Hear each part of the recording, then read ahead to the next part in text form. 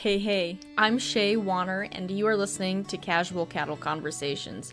If you are ready to explore different management practices and focus on improving your operation and the beef industry, this is the podcast for you. Welcome to the show. I'm so excited you are listening. Alrighty, folks, it's Shay here, and welcome back to another episode of Casual Cattle Conversations. Today, we are visiting with Doug Ferguson, and he is going to be talking about his strategies with sell-by marketing and how he applies those to the cattle industry and also teaches others to do the same. Specifically with that, we are going to be focusing on bred heifers. Now, with that, before we dive into the conversation itself today, one thing that Doug brings up is to know your break even. And I feel like this is something that we hear and we think is simple, but yet how many of us are ballparking it or saying about, or really don't even know, or maybe we kind of feel like we don't want to know. But the reality is, if we want to be profitable and run businesses, we need to understand that break even. So think a little bit about that topic and if you know it or what you can do to figure it out sooner rather than later as you listen to this conversation with Doug today. With that, let's jump in. Alrighty, folks, I want to take a quick second to talk about Alltech. Alltech is a global feed ingredient company delivering smarter, more sustainable solutions for agriculture. Alltech's diverse portfolio of products and services improves the health and performance of livestock, and their technical support teams work with you to provide the best nutritional fit for your operation. Contact your local feed supplier or your local Alltech rep to discuss options in your area. You can learn more about Alltech by checking out the link in the show notes. Well, Doug, I appreciate you joining me today to have some conversations about cattle marketing and specifically kind of in the heifer space. So before we dive into that conversation, I know I first heard your name just by reading some of your articles on the internet. So I've been following you for a while and I'm excited to have you on here. But can you share a little bit about your background in the beef industry and why you're passionate about cattle marketing? Yeah, thanks for having me on today, Shay. My background, pretty much like any other farm kid, grew up pretty conventional farm background, family farm. We had commercial cows and calves. Back when I was a kid, grandfather was still alive, and they used to feed everything out. So they would sell those fats at the Omaha stockyards. I'm old enough that I barely remember the Omaha stockyards and doing that. After the stockyards closed, they went to just weaning the calves, background them, sell them when they weighed 800 pounds, which I come to find out later meant we're going to get rid of the chores now that it's time to do spring field work. Um, Really probably fell in love with cattle when I was in 4-H, like a lot of us. And I would say probably about the time I was maybe a sophomore in high school, I was 15 years old. I made that irrevocable, committed decision that I am going to raise cattle for a living. Now, why did I become so passionate about marketing was because I was bombarded with the same message that we all are. Cattle is something you do on evenings and weekends. You got to go to school, get a degree, get a job with benefits, yak, yak, yak. Where I'm kind of like that teenager, maybe with the bad attitude, is kind of how I got tagged, where I was like, BS, you got this $80 billion a year industry and we're all doing it for giggles. Like, there's got to be a way. And years later, I stumbled into Ann Barnhart's sell by marketing school. That's where I was first exposed to it. And I'm like, this is it. This is the answer. This is what I'm going to do the rest of my life. If you can make money raising cattle, you can do it for a full-time occupation. And that's really what triggered that drive and that passion. Was that's all I want to do in life is three things: ride bulls, have a family, and raise cattle. That's it.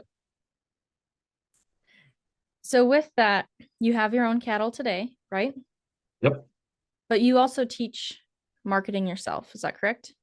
Yeah, I years ago, after Ann quit teaching marketing schools, a few people approached me kind of like, hey, you ought to do this. I resisted. Years later, I kind of got pushed into it. And, I did the first school, what was that, end of the summer of 2020. I mean, just kind of after they were starting to reopen things after the COVID shutdown. And, we've been doing a handful of schools every year since. And, we'll do maybe 5 schools a year. The most we did was 7. And with trying to be a dad and going to my daughter's activities and raising cattle, we found out 7 is too many. So, yeah, And all of those are in-person schools? they're all in-person schools. I don't do anything virtual. I feel like, well, there's 2 reasons. Number one, I'm pretty anti-technology. And so I don't want to mess with streaming and stuff like that. I'd have to bring in a computer nerd to help me with that. And the other thing is, if you're there in person, you're present. If you're at home and we're streaming this virtual, you've got so many distractions and things around you, and then your mind will start to wander and drift. Where if I have you in the classroom, if I catch you drifting, I will wake you up. People that have been to the schools can verify that. So I'll pull you back. Well, I always appreciate a good in-person event. I do a lot of virtual ones, but you can't beat an in-person event. So with those schools and you helping other people, before we kind of dive in deeper into our own topic, I want to touch on kind of the broader subject of cattle marketing and mindset. So when you are teaching other producers about cattle marketing strategies, what's the biggest mindset shift they have to make or that you see them making?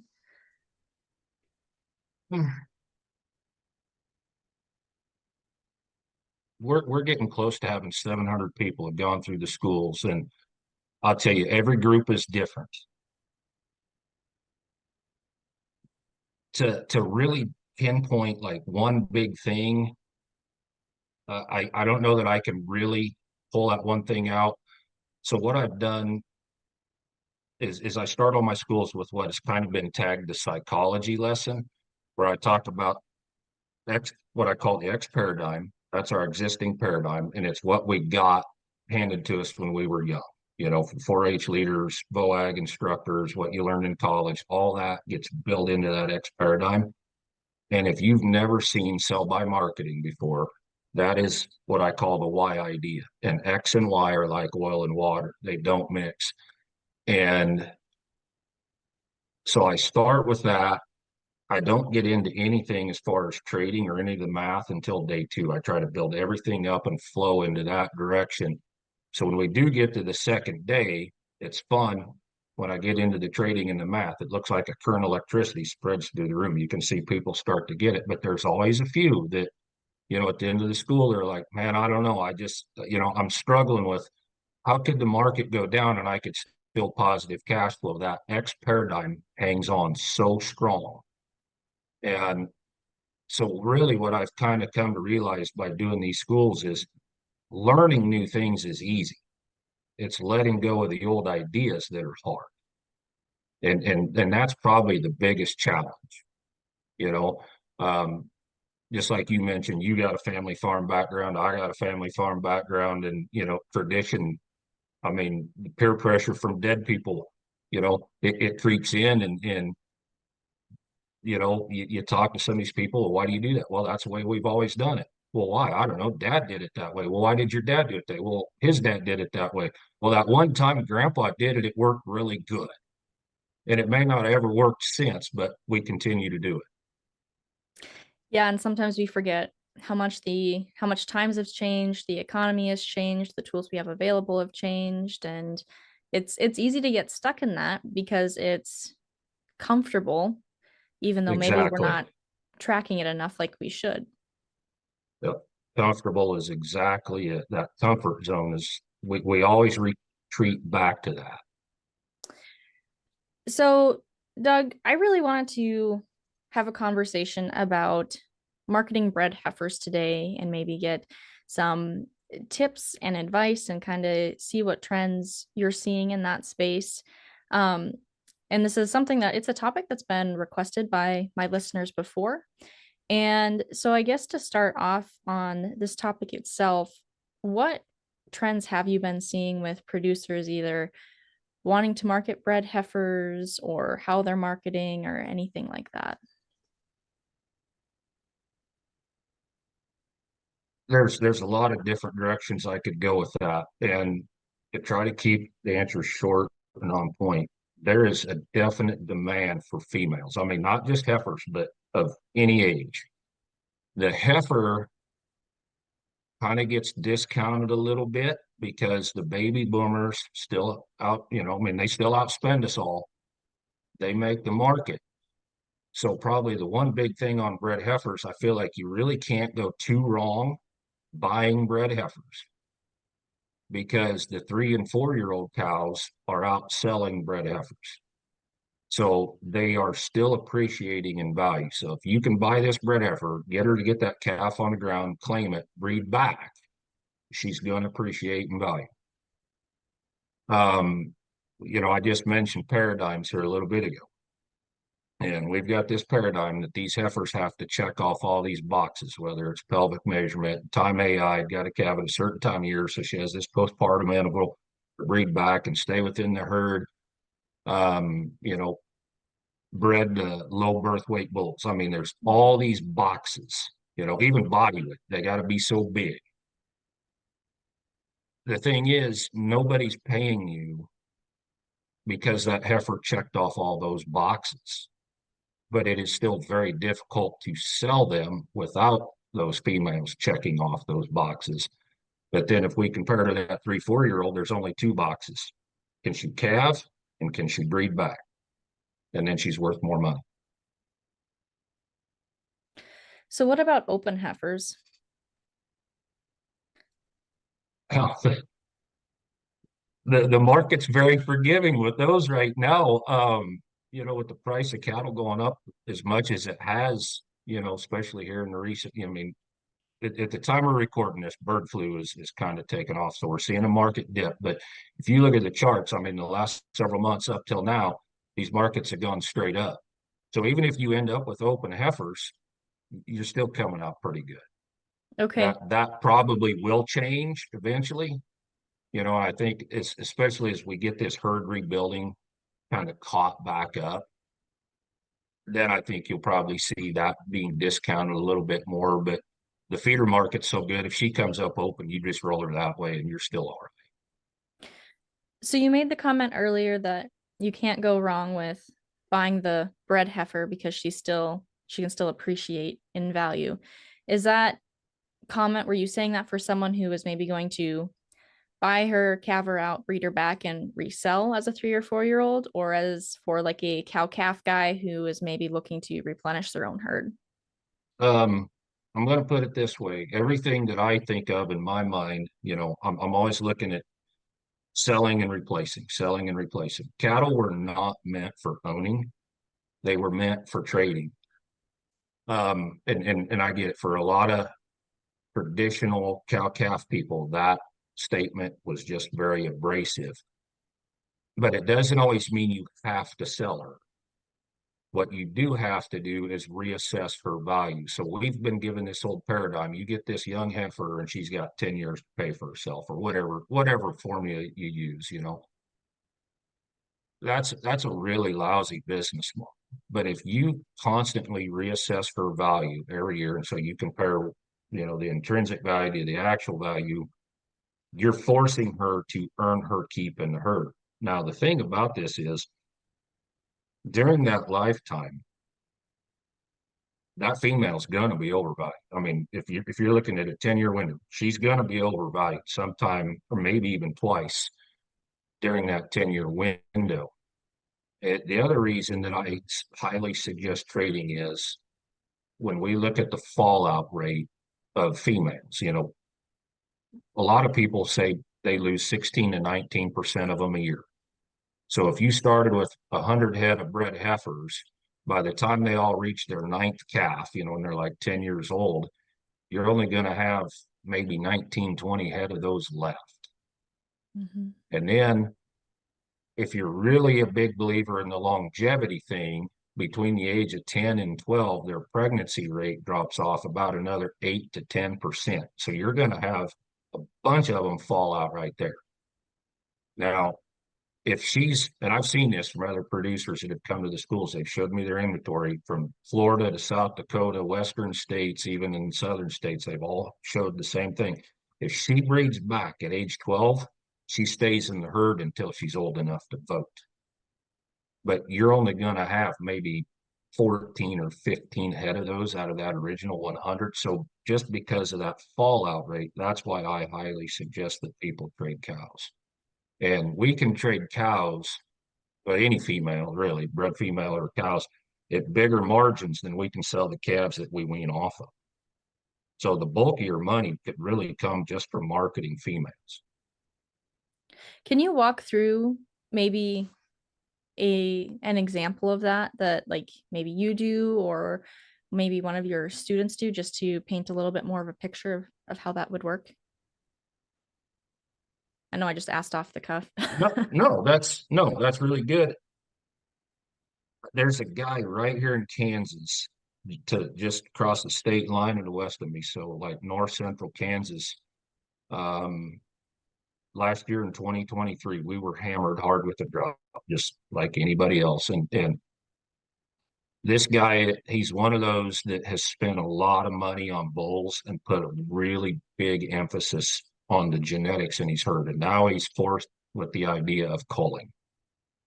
And one of the things that I talked about in my marketing schools, see, was sell by marketing. It's a head per head trade. So you sell one, you replace it with one. And he walked away with the idea that he shouldn't just liquidate. He should trade the head per head. And so what he did is he pulled deeper in his herd and bought stalker calves. Because, in theory, they're smaller, they eat less. And that allowed him to utilize the forage that he did grow on his pastures last summer. Just the way the market worked, those stalker calves went up a lot in value over the summer. He sold them at the end of the summer, and we have that seasonal, what do you want to call it? That female slump, that dead area in there at the end of the summer where, bred cows don't bring as much. And he bought back some bred cows, and he bought back some spring calving cows. And this guy, with the corn paradigm, absolutely hates fall calving females, but he bought some. He calved those out, resold them as pairs, almost doubled his money on them, and then bought back more spring calving females. So, I mean, he did several sell-by trades in there, even though he had to swap classes, going from breeding stock to stalkers. Then he went back to breeding stock. Those trades, he made really good money, captured a lot of value, and that helped offset the burden of the drought that we went through. So, I mean, with good marketing skill is your number one advantage being in the cattle business, but he was also doing resource management. He was managing the feed that he was growing, that he had available on his ranch, by doing these trades, and did an outstanding job. Thank you for walking I through hope that answers. Yeah, I hope that answers that question for you. Okay, good. Yeah, that was a great example and very logical, made sense. I appreciate you walking through that. Now, I want to go back to the bred heifer discussion from a few questions back.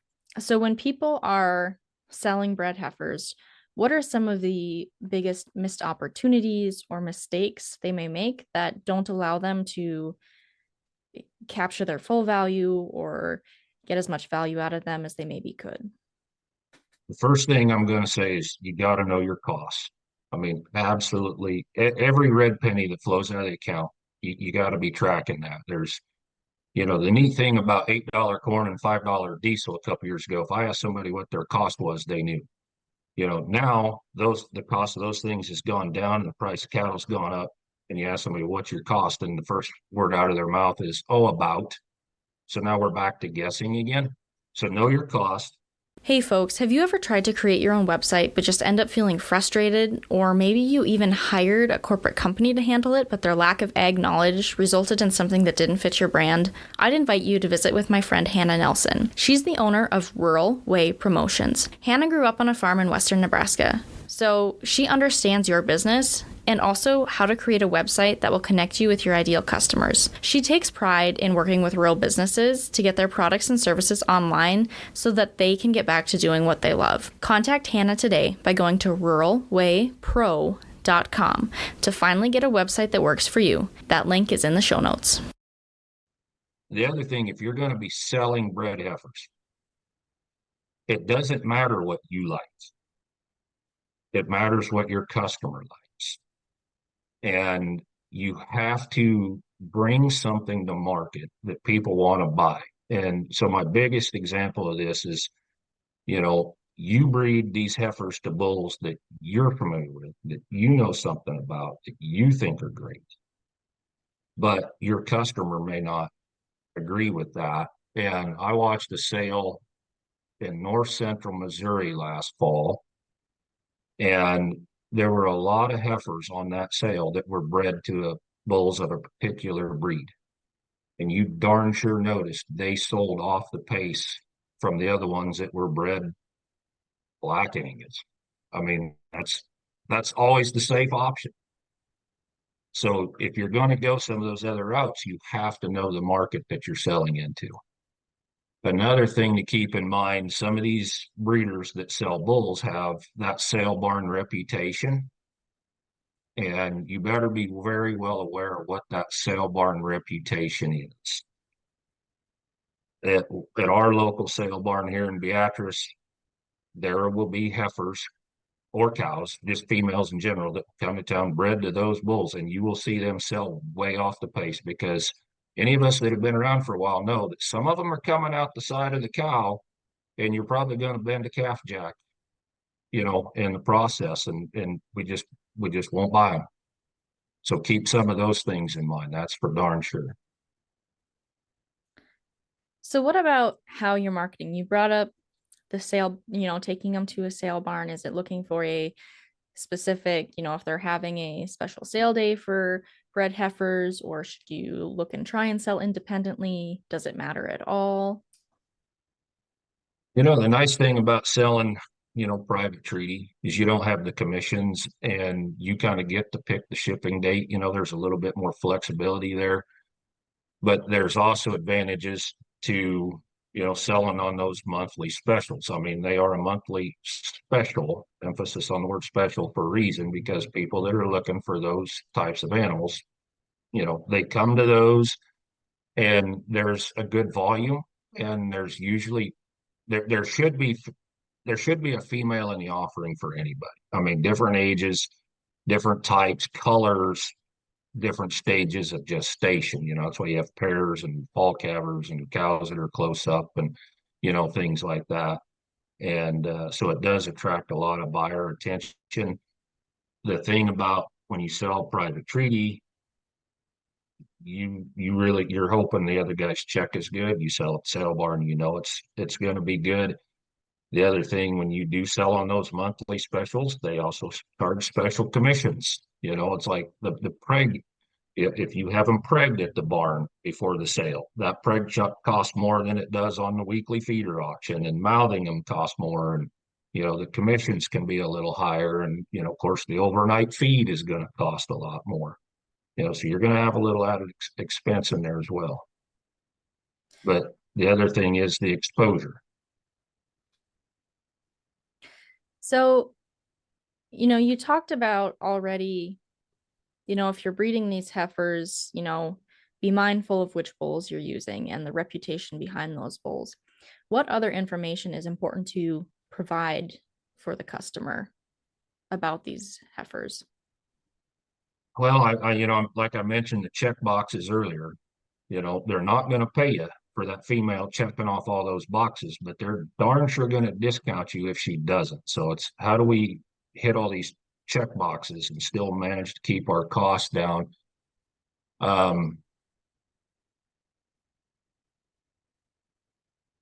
The other thing to kind of keep in mind is people don't always know what, like, I'll take myself, for example. I'll just speak from that. It's been, I've done sell by trading for so long. It's been a long time since I've run a closed herd. And so now if you start talking to me about so-and-so's bulls or these genetics, or I have no idea what you're talking about. And I think a lot of people don't, especially at least where I live, I'm southeast Nebraska, we're in farmer country. we know a lot more about corn hybrids than we do about, sires and things of that nature. You know, a lot of it is you just got to have something that your customer wants to buy. And kind of going back, you asked about trends earlier. That blaze face stem Angus was a very hot thing, a couple years ago. It's kind of cooled off now, but even still, that stem Angus with that blaze face is still a hot one. F1 baldies are always hot. They're always hot. An F1 baldy female will outsell her still brothers. But if you have a black Angus cow mated to a Hereford bull, oh crap, we just heard the word Hereford. We're going to discount her. Like, do we know where black baldies come from? I mean, I chuckle about that. Almost every month, you'll see that on a sale.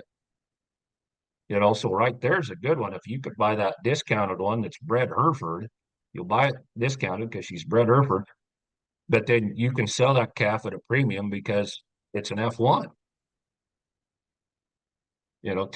Taking advantage of small little things like that.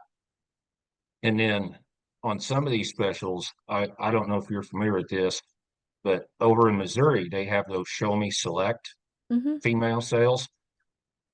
Value-added marketing is only value-added if you capture the added value. And that Show Me Select sale has done an outstanding job of capturing that added value. So not only do they have a longer list of check boxes that those females have to meet, but then if you sell bred heifers on those sales, the sire has to meet a long list of check boxes, and they do capture a good premium. And I can't remember what all the things are, the requirements that they have to meet, but it is extensively long, and they do capture a heck of a premium. The one thing about that sale for people that haven't seen it is they sell them like 1 to 3 head at a time. So there's not going to be very many of them, but man, are they going to capture a hell of a premium. Yeah, I had Dr. Jordan Thomas on the Oh podcast yeah. over a year ago. And so he's involved with a lot of that. And we didn't talk directly about that, but we did touch on it just because it is pretty cool what they do. Yeah, it's an amazing program what they do over there. And the other thing when I mentioned genetics and what bulls you breed to, uh, sometimes you get into these what do they call them, like the influence sales. So people that are looking for those type of genetics that are, will pay attention to those, and you could capture a little premium selling them there as well. But you're getting those females in front of people that are familiar with what you're doing. And that's a big help. So you've talked about knowing what your customer wants, or in the business world, we might talk about it as a target audience. Same thing. Mhm. What tips do you have for people to better understand who their ideal customer is and how to get in front of them? Communication's a big thing. If I'm familiar, I'm most comfortable in sale barns. That's where I do most of my business. And so I'll kind of answer from that perspective, but talk to the guys that run the sale barns.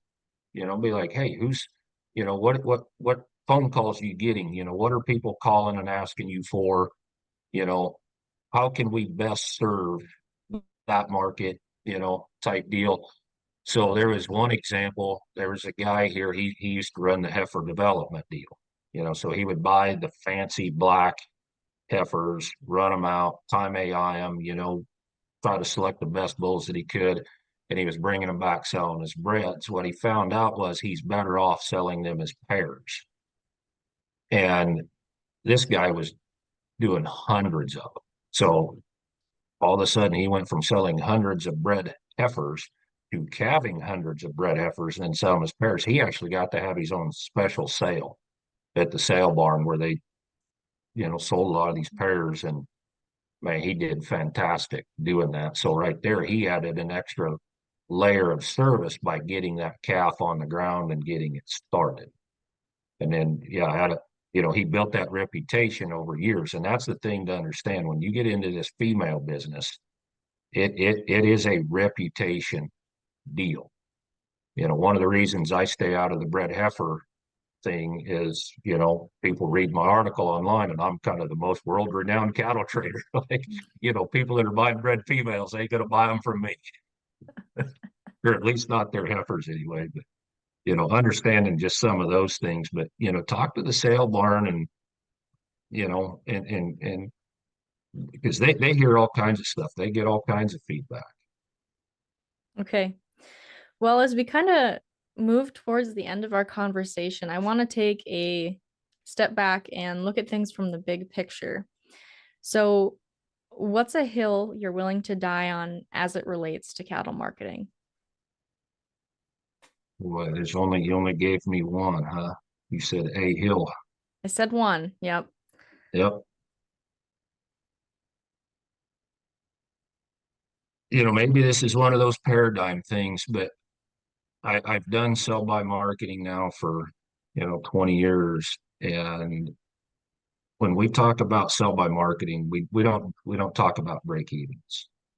It's like on the stocker cattle, it's ratio of dollars to pounds. On the female side, we're looking at how much value we're selling into the market versus how much we got paid for that value. I don't know how you could make a living in the cattle business and consistently be profitable unless you were doing sell by marketing and looking at those relationships. And I'll give you an example of this, Shay. A couple months ago, at one of the female specials here in Beatrice, they had a hard time getting $2,700 for bred heifers. One of the guys that, and I want to say he probably sold over 100 head on that sale. And, he's one of those guys that has that name, that sale barn reputation for being one of the best heifer development guys in our area. He just bought open heifers this week for $2,260 a head. So just a couple months ago, he couldn't give them away for 2,700. Now he's paying over 2,200 for replacements. I mean, come on, this relationship right here doesn't work.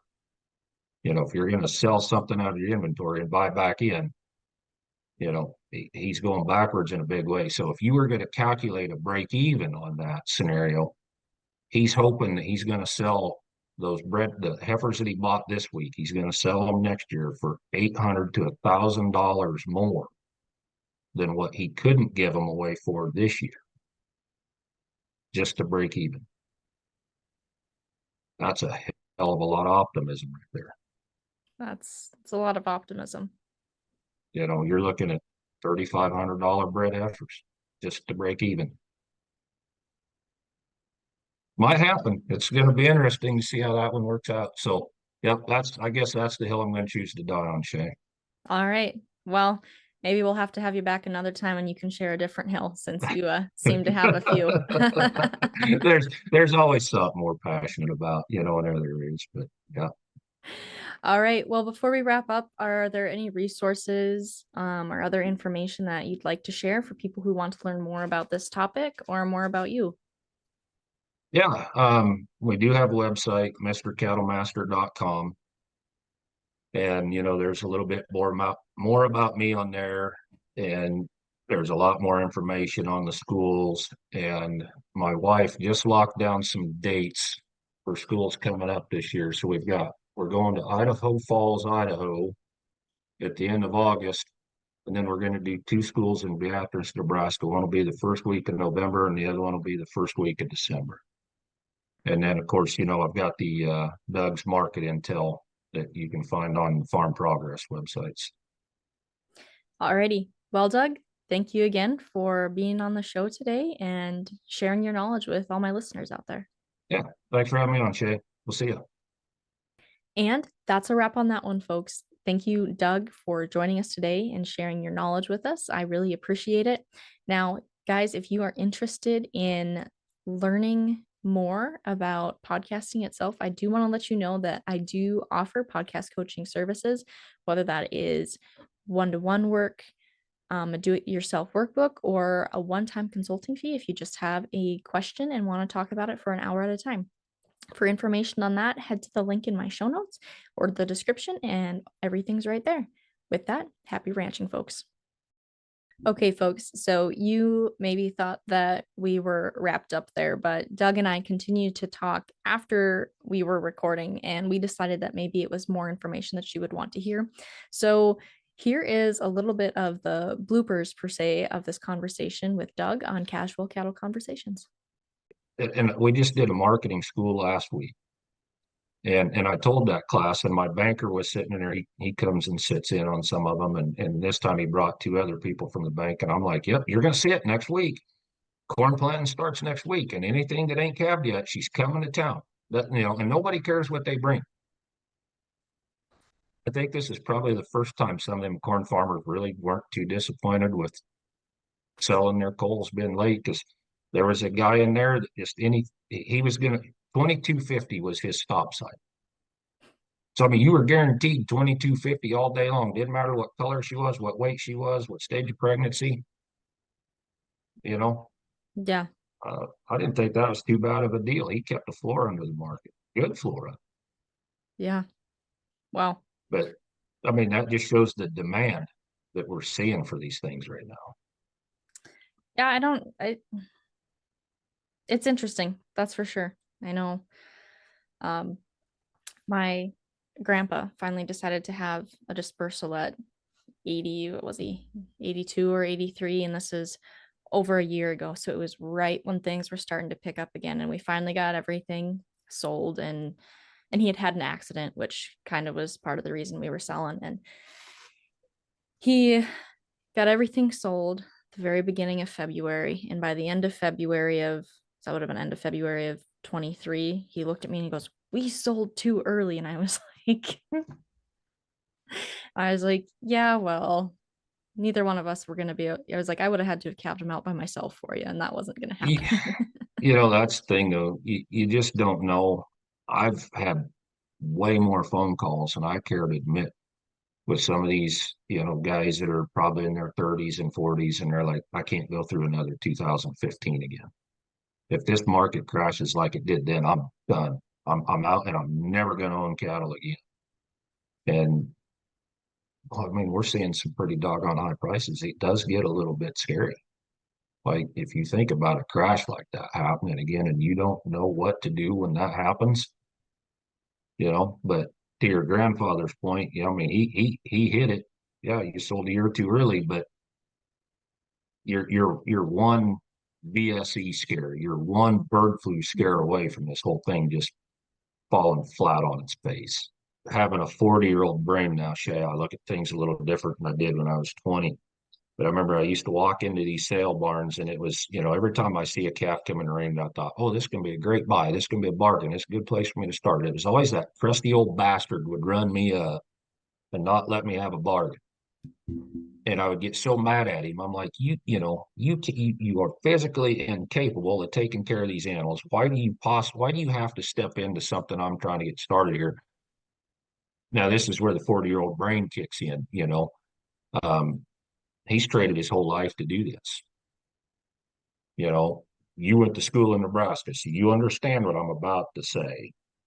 But years ago, Nebraska actually had a decent football team that won games and won championships. So when somebody gave you free Husker tickets, they really gave you something.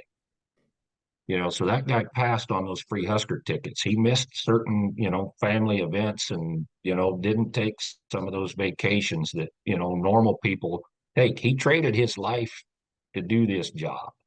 Mm-hmm. And you don't just quit. And so that's kind of like your grandfather, kind of like, trying to pick his moment and make sure it went the right way. I mean, I kind of start to understand that a little bit on a different level now.